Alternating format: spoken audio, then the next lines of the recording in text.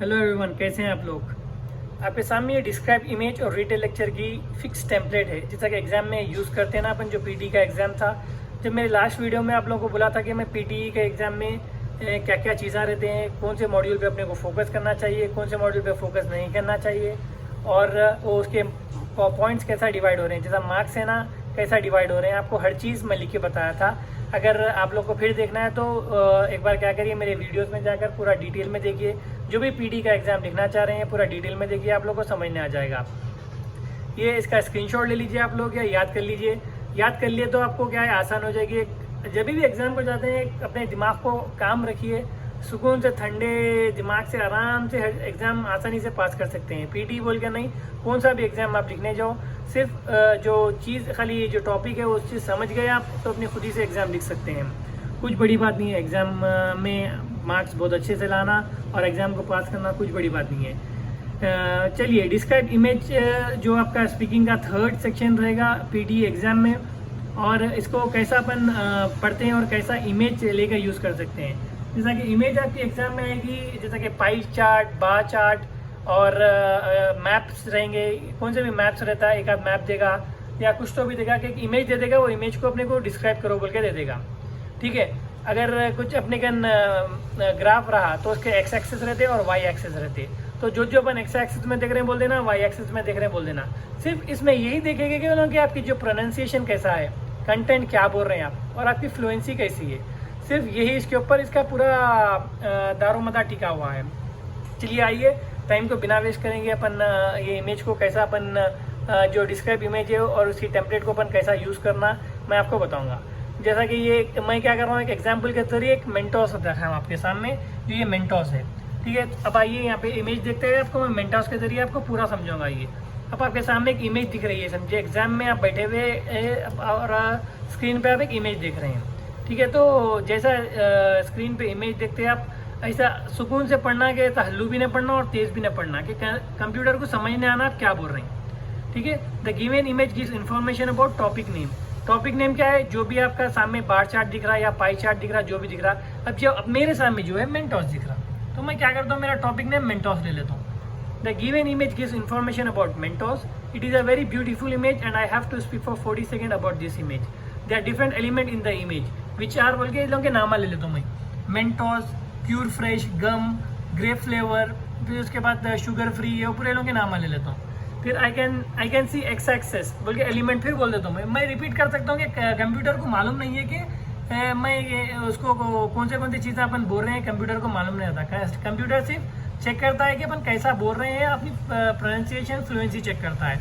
तो मैं यहाँ बोलता हूँ कि I can see X axis बोलता हूँ, I can see Mentos, pure fresh, gum, mint बोल के बोलता हूँ। फिर उसके बाद I can also see Y axis, तो वाई एक्सेस भी यूज़ कर ले सकता हूँ मैं। वाई एक्सेस में मिंट, ग्रेप, गम, ये सेम वर्ड्स यूज़ कर सकता हूँ मैं। उसके अंदर फिर उसके बाद नेक्स्ट क्या है, फिर आखिर में जो अपन यूज़ करते हैं, one of the element is minimum and other one is maximum. To conclude the image is very informative. ये आपकी फिक्स टेम्पलेट है, आप इसका स्क्रीनशॉट ले लीजिए। आप इसका स्क्रीनशॉट ले लेके याद कर लेना, एग्जाम को जाने से पहले याद कर लेना, और आपको आइडिया कट गया होगा कि कैसा ये इमेज को अपन यूज़ कर सकते हैं, कैसा ये टेम्पलेट को यूज़ कर सकते हैं। कौन सा भी इमेज आन दो, कौन सा भी टेम्पलेट आन दो आपके सामने, सेम यही फिक्स वर्ड्स है आपके, तो उसको देखकर याद कर लो और एग्जाम में जाके यूटिलाइज कर सकते हैं। और उसके बाद जैसा डिस्क्राइब इमेज जैसा हो जाता है, यहाँ उसके बाद एक रिटन लेक्चर आता है। रिटन लेक्चर ऐसा है कि जो डिस्क्राइब इमेज का नेक्स्ट मॉड्यूल है रिटन लेक्चर। तो रिटन लेक्चर अगर कोई आदमी हो या औरत हो, अपन उसको ही से रिप्रेजेंट करना। क्यों बोल तो कंप्यूटर को मालूम नहीं है कि आदमी बोल रहा है या औरत बोल रहा है। सिर्फ कंप्यूटर, मैं फिर से बोल रहा हूँ कि कंप्यूटर आपके 3 चीज़ें चेक करता है स्पीकिंग के, उसमें अपना जो कंटेंट है, ओरल फ्लुएंसी है, प्रोनाउंसिएशन है। तो रिटन लेक्चर भी है। कुछ भी लेक्चर बोलता हूँ तो पेन रहता, बुक रहती है अपने एग्जाम में। तो क्या करना, अपन उसको नोट कर लेना कि क्या क्या लेक्चर में बोल रहे हैं, कीवर्ड्स क्या बोल रहा है और क्या क्या बोल रहा है, वो पूरा उसके अंदर लिख लेना। तो लिख लिया तो आपको एक आइडिया कट जाएगा कि कैसा अपन ये टेम्पलेट को यूज़ करेंगे। जैसा कि ये टेम्पलेट है कि अब रिटन लेक्चर कोई बोल जाओ, जैसा आपको फिर आपको सेम लेक्चर रिपीट करना है, तो सेम बोल तो उन्हें एज इट इज जो बोला वो नहीं, जो कीवर्ड्स रहते हैं, जो कीवर्ड से अपन बात को, बहस को आगे बढ़ा सकते हैं। जो बोलते हैं ना कुछ बात नहीं है, अब बात कुछ अपने को आगे कैसा बढ़ाना है, वो बात जो सोचते हैं ना, तो उसका जो इम्पोर्टेंट कीवर्ड्स बोलते हैं उसको। तो जैसा कि फॉर एग्जाम्पल कोई लड़ रहे हैं, कुछ कर रहे हैं, तो कुछ बात की कुछ टॉपिक से ले लेके वो लड़ाई झगड़ा आगे बढ़ता है। तो मेन उसके कीवर्ड्स जो है वो अपन जो भी लेक्चर बोल रहा, या आदमी रहो या औरत रहो, उसको अपन ही से रिप्रेजेंट करते हैं। मैं आपको कैसा ये टेम्पलेट यूज़ करते हैं आपको मैं बताऊंगा। चलिए, रिटेल लेक्चर बोल के खुद नाम ही है कि ये लेक्चर को अपन रिटेल करना है। तो the given lecture was about topic name.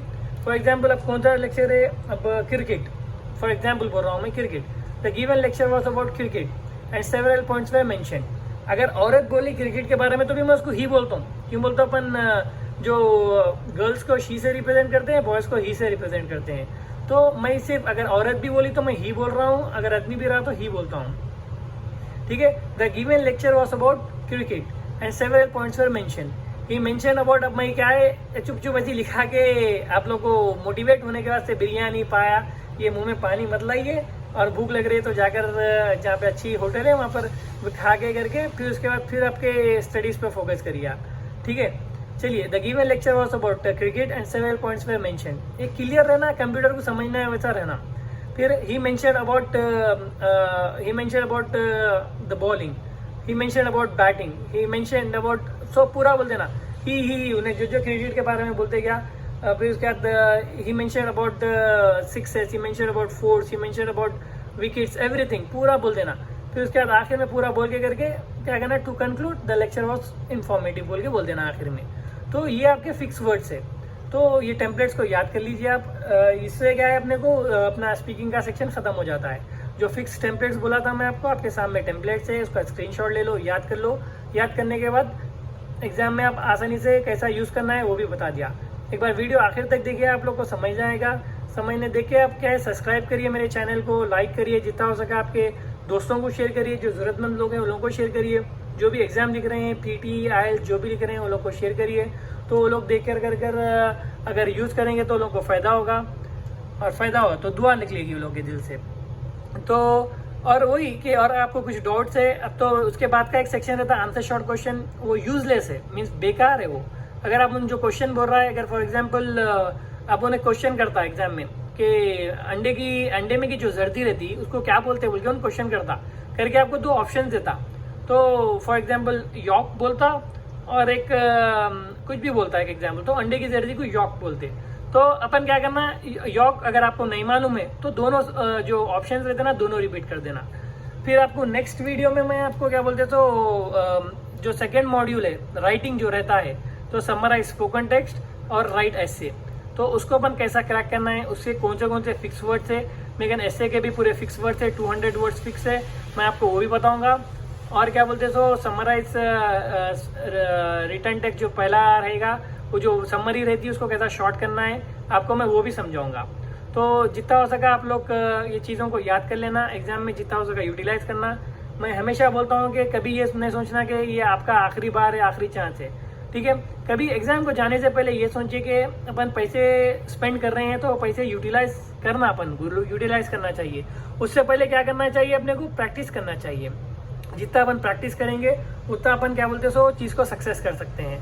अगर आप प्रैक्टिस नहीं कर रहे हैं, सिर्फ खाली पैसे बनते जा रहे हैं, पैसे बन के खाली फॉर एग्जांपल अब 4 मॉड्यूल है, 4 में से आपको 3 में आ जा रहे हैं मार्क्स, 1 में नहीं आ रहा, तो आप क्या करना, उस चीज़ को फोकस करिए। तो उसको फोकस करेंगे, पीछे वाले को नहीं वो करना। तो जिसमें आप वीक है उसको ज़्यादा फोकस करिए। कर लेने के बाद 1 महीना अपना नहीं समझ के पूरा दिल लगा के मेहनत करिए। मेहनत करने के बाद खुद ब खुद आपको उसका फल मिलेगा। कैसा भी कर मेहनत तो खाने मत जो बोलते हैं अपने को, तो मेहनत करेंगे तो आपको खुद ब खुद उसका फल मिलेगा। तो जितना हो सका आप क्या बोलते हैं सो पूरा अच्छा प्रिपेयर हो जाइए। प्रिपेयर होकर एग्जाम लिखिए। एग्जाम लिखने के बाद खुद ब खुद आपको रिजल्ट आएगा। रिजल्ट आने के बाद पीटी एग्जाम ऐसी चीज़ है कि आप 4 या 5 दिन के बाद फिर रीबुक कर सकते हैं एग्जाम, या 1 हफ्ता मिनिमम कुछ है। तो गालिबन मुझे एकदम याद नहीं आ रहा है कि कैसा बुक कर सकते हैं, 4 दिन या 1 हफ्ते के बाद बुक कर सकते हैं आप लोग। बुक करके फिर एग्जाम लिख सकते हैं। फिर आपके वो जो भी है 15,000, 11 से 10,000 या 15,000, 20,000 जो भी पैसे है वो वेस्ट मत करिए। एक बार लिखिए, अच्छा लिखिए, तो फोकस करिए। आप लोग जो डॉट्स है पूछिए, और जितना हो सका मैं आप लोग को हेल्प करूँगा। और आप लोग के जो भी दोस्त हैं उन लोगों से शेयर करिए, और जितना हो सका चैनल को सब्सक्राइब करिए, लाइक करिए। आज के लिए खुदा हाफिज़।